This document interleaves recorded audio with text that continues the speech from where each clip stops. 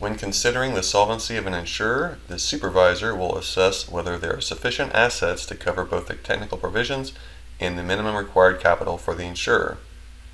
The first component of assessing solvency that we will discuss is asset quality.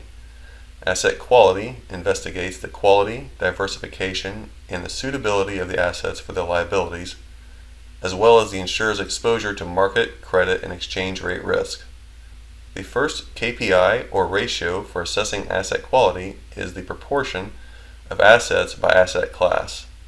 This will give an indication of the proportion of assets that are invested in property or equities, and it will show the proportion of assets invested in illiquid assets or assets that have volatile market values.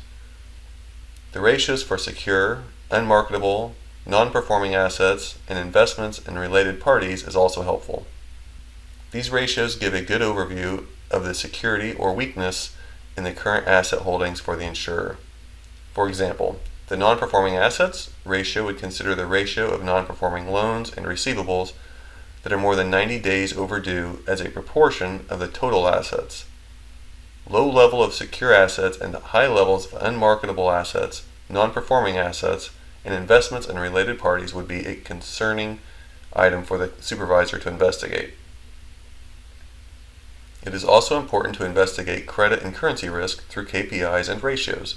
Ratios of the top 5 investment counterparties can be helpful in assessing concentration risk.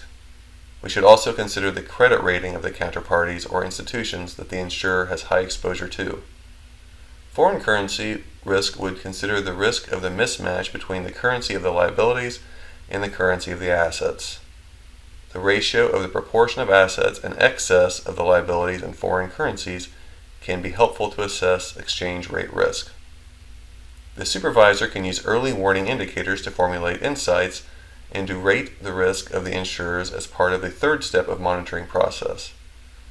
Warning indicators that would raise concerns around the quality of assets of the insurer include the following: a lack of diversity in asset classes, high levels of exposure to volatile and illiquid assets, for example, equity and property, a significant fall in the value of assets, high concentrations of assets in institutions with poor credit ratings, and a failure to comply with regulatory requirements for maximum investments by asset class.